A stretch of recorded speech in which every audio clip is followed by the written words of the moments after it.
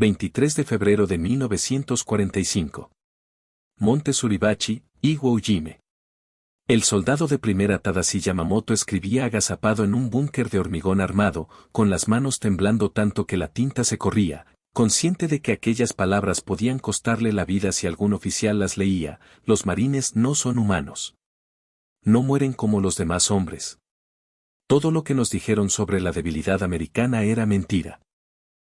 A través de la estrecha tronera de tiro acababa de ver algo que destrozaba cada certeza que le habían inculcado desde el reclutamiento. 6 marines habían avanzado directamente hacia su posición bajo un diluvio de balas de ametralladora Nambu. 3 cayeron acribillados en los primeros segundos, pero los otros 3 siguieron corriendo, saltando entre cráteres, sin detenerse ni un instante. Cuando sus compañeros lanzaron una ráfaga de granadas de mano tipo 97, uno de los marines se arrojó sobre la explosión para proteger a los suyos y, aún con el cuerpo destrozado, siguió disparando su Thompson hasta que la sangre le impidió apretar el gatillo. Los 2 supervivientes entraron en la trinchera, mataron a los servidores de la ametralladora con bayonetas y granadas y tomaron la posición en menos de 4 minutos. En aquella isla negra de apenas 21 kilómetros cuadrados, 21,000 japoneses se habían enterrado en 18 kilómetros de túneles y miles de fortificaciones consideradas inexpugnables. Les habían jurado que los americanos eran blandos, que se rendirían ante la primera carga Banzai, que su sociedad decadente no soportaría el sacrificio. Lo que encontraron fue una fuerza que hizo pedazos cada cálculo estratégico del ejército imperial y que escribió la derrota no en mapas, sino en combates cuerpo a cuerpo tan salvajes que en solo 36 días dejarían 26,000 bajas entre los atacantes. El derrumbe de la confianza japonesa había empezado mucho antes de Iwo Jime. El 7 de agosto de 1942, en Guadalcanal, el cabo Hidao Takahashi, veterano de la campaña de China donde los japoneses parecían invencibles, anotó en su diario después de la primera semana de combates: los americanos que desembarcaron son distintos a cualquier enemigo que hayamos enfrentado. No retroceden cuando quedan rodeados. No se rinden cuando su posición es desesperada. Y lo más inquietante, combaten de noche como si la oscuridad les diera fuerza en lugar de miedo. Guadalcanal fue la primera batalla defensiva japonesa en el Pacífico y el alto mando esperaba una victoria fácil sobre tropas inexpertas. La primera división de marines que llegó a la playa sumaba poco más de 16,000 hombres, y los informes de inteligencia los describían como tropas de élite, sí, pero aún americanos, hijos de una sociedad blanda y democrática que valoraba el confort individual por encima del sacrificio colectivo. En pocos días todas aquellas suposiciones resultaron catastróficamente falsas. El teniente Shigeru Fukudome recibió orden de recuperar el aeródromo Henderson la noche del 20 de agosto con una compañía reforzada de 200 hombres que había aplastado divisiones chinas 3 veces más numerosas. Avanzaron con la precisión de manual, seguros de que los americanos entrarían en pánico en la oscuridad. Los marines los esperaban en posiciones preparadas con campos de fuego cruzados y, en lugar de atrincherarse y defender, contraatacaron inmediatamente en plena noche usando armas automáticas con una precisión devastadora. El diario de Fukudome, recuperado tras su muerte 3 días después, recogía su estupor: nos atacaron en la oscuridad. Nosotros somos los que atacamos de noche. Se movían por una jungla que considerábamos impenetrable. Mataban en silencio y desaparecían. Al amanecer quedaban 90 hombres de mi compañía. Los americanos habían tenido 12 bajas. El patrón se repitió en toda la isla. Las tropas japonesas, acostumbradas a enemigos que se desmoronaban ante las cargas Banzai, descubrieron marines que mantenían sus posiciones hasta ser físicamente desbordados y luego luchaban cuerpo a cuerpo con bayonetas, cuchillos y puños. El sargento Kenji Matsumoto, uno de los pocos que sobrevivió 4 meses en Guadalcanal antes de ser evacuado, escribió en una carta interceptada por inteligencia americana: nos enseñaron que los americanos son individualistas, que no se sacrifican por sus camaradas. Es falso. Vi a un ametralladorista seguir disparando con las 2 piernas destrozadas hasta que soldados japoneses lo remataron a menos de 5 metros. Su ayudante tomó inmediatamente el arma y continuó disparando. Perdimos 40 hombres en esa posición. La formación que creaba soldados así dejó perplejos a los analistas militares japoneses. El soldado Yamamoto, que más tarde enfrentaría a los marines en Iwo Jime, conoció por primera vez su leyenda en unas clases de inteligencia en 1943. El instructor, un oficial de Estado Mayor que había interrogado a marines capturados, parecía sinceramente perturbado. Los marines norteamericanos pasan por un entrenamiento que en cualquier ejército civilizado se consideraría abuso criminal. Los destruyen mental y físicamente y luego los reconstruyen en algo que apenas se parece a los civiles blandos que entraron. Les enseñan que morir en combate es honorable, que nunca deben rendirse, que hay que luchar hasta ser físicamente incapaz. Esto suena familiar, han copiado nuestro bucido, pero han añadido algo que no previmos, la capacidad industrial americana. La combinación resultó letal. Los soldados japoneses, educados en el código del bucido, aceptaban la muerte antes que la deshonra, pero combatían con equipo cada vez más inferior. Los marines recibían un entrenamiento casi tan duro, creando guerreros igual de dispuestos a morir, pero desembarcaban con un poder de fuego abrumador que convertía las posiciones japonesas en trampas mortales. El 20 de noviembre de 1943, en Taraba, el contraalmirante Keiji Shibasaki comandaba 500 defensores en fortificaciones que consideraba inexpugnables. La segunda división de marines le demostró lo contrario en solo 76 horas.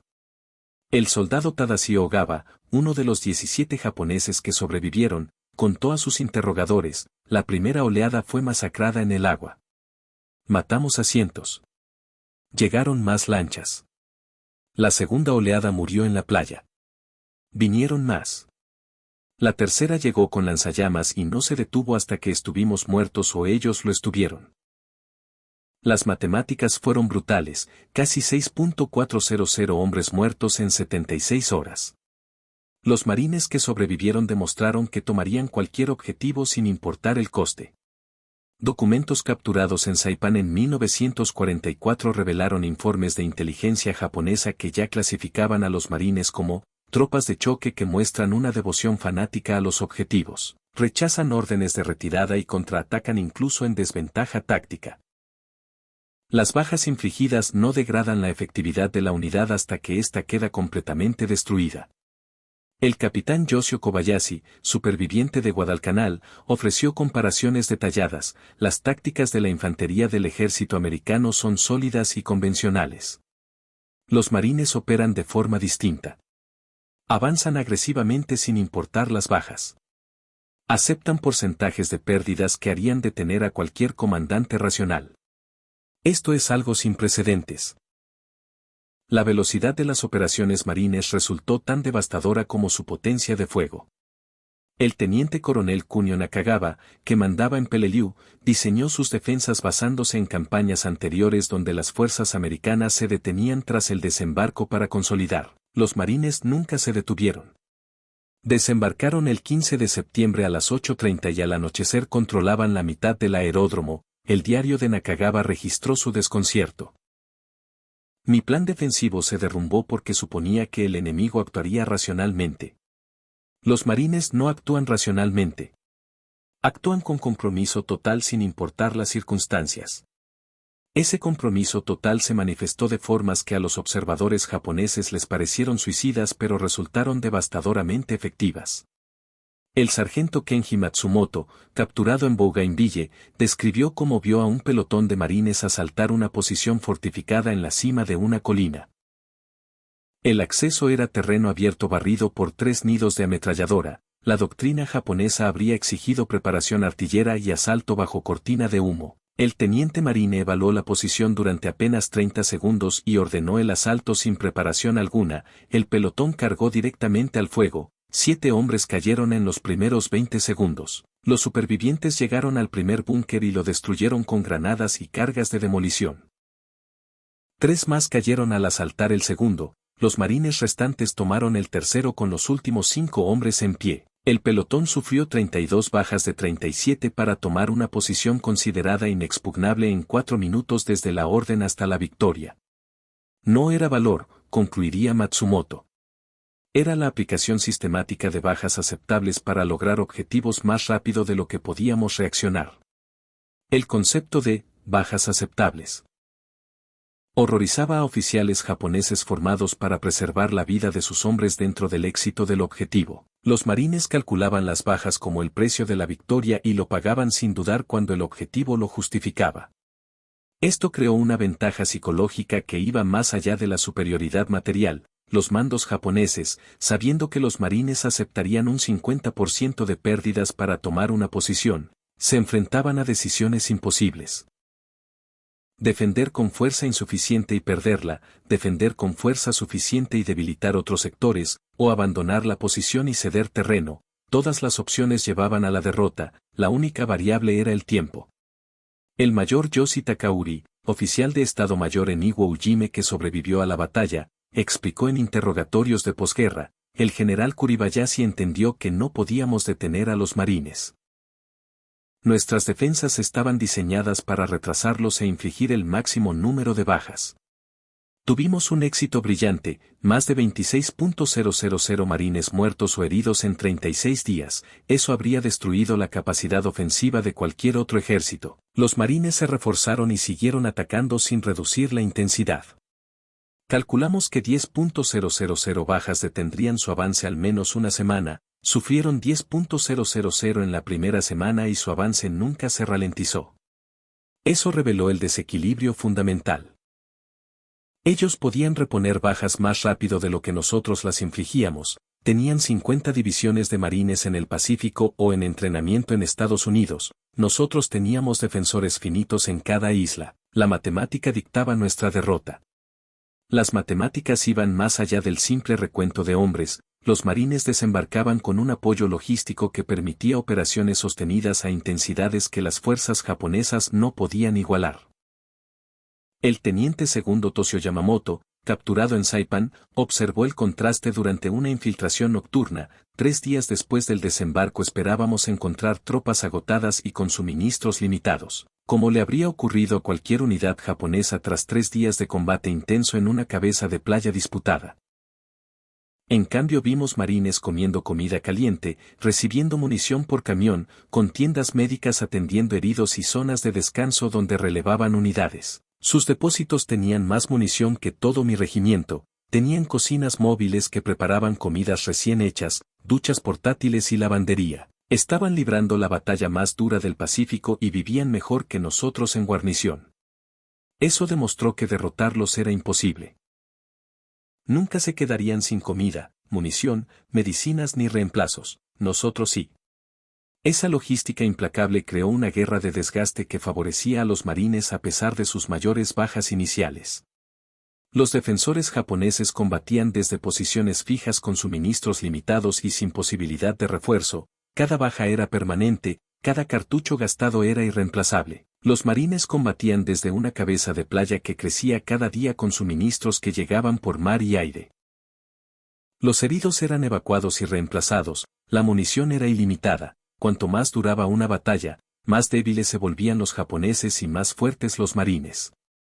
Esa dinámica resultó decisiva en Peleliu, donde la defensa de Nakagawa, que los planificadores japoneses esperaban que durara una semana, se prolongó 11 semanas. La primera división de marines sufrió tantas bajas que fue retirada y reemplazada por elementos de la 81.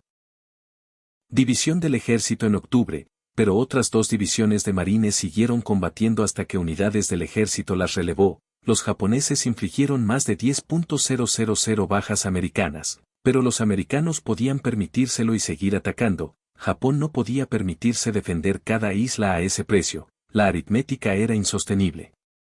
Para mediados de 1944 la insostenibilidad era evidente para el mando japonés. Los resúmenes de inteligencia distribuidos a los comandantes de guarnición reconocían que los marines no podían ser detenidos, solo retrasados. Un documento capturado en Tinian ofrecía directrices que revelaban el abandono total de cualquier esperanza de victoria. Al defender contra asalto de marines no esperen mantener posiciones indefinidamente. El objetivo es retrasar el avance americano lo suficiente para permitir otros objetivos estratégicos. Cada día de resistencia vale. Cada marine muerto o herido vale. Pero entiendan que la posición caerá. Preparen según eso, almacenen máxima munición, Creen posiciones defensivas redundantes, planeen retiradas escalonadas, acepten que probablemente morirán defendiendo. Su sacrificio compra tiempo para el imperio. Hay honor en ese sacrificio aunque no haya victoria. Incluso sin victoria. Esa fría contabilidad definió la estrategia defensiva japonesa durante el último año de la guerra en el Pacífico.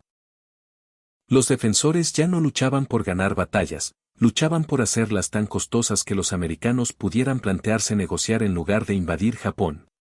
Los marines, al aceptar bajas que habrían obligado a cualquier otro ejército a detenerse, anularon esa estrategia, pagaban el precio exigido y seguían avanzando. Ningún coste era demasiado alto. Ninguna posición demasiado fuerte. La ofensiva nunca se detenía. El soldado Tadashi Ogawa, uno de los pocos supervivientes de Taraba, describió años después el impacto psicológico de enfrentarse a ese enemigo. Tras el primer día sabíamos que perderíamos. Los marines habían desembarcado en fuerza abrumadora, tenían fuego naval que destruía nuestras posiciones, apoyo aéreo que nos bombardeaba sin cesar. Pero aún creíamos que podíamos hacerles pagar un precio tan terrible que reconsiderarían futuras invasiones. Entonces los vimos seguir atacando a pesar de bajas horrorosas. Caminaban a través de fuego de ametralladora que mataba a docenas, venían más detrás. Los matábamos y venían más. Luchamos 3 días con compromiso absoluto, infligimos miles de bajas, morimos casi hasta el último hombre y los marines tomaron Taraba en el plazo previsto. Pagaron el precio que exigimos y siguieron avanzando por el Pacífico. Ahí comprendimos que la guerra estaba perdida. Un enemigo que paga cualquier precio para ganar no puede ser derrotado haciendo la victoria cara. Esa revelación se extendió por el ejército japonés a medida que los supervivientes de cada batalla llevaban su experiencia a la siguiente. Cuando los marines desembarcaron en Iwo Jima en febrero de 1945, todos los defensores sabían que enfrentaban al enemigo más implacable del Pacífico. Sabían que morirían. Sabían que los marines tomarían la isla. La única pregunta era cuántos marines morirían con ellos. And Go se quedaron sin respuesta.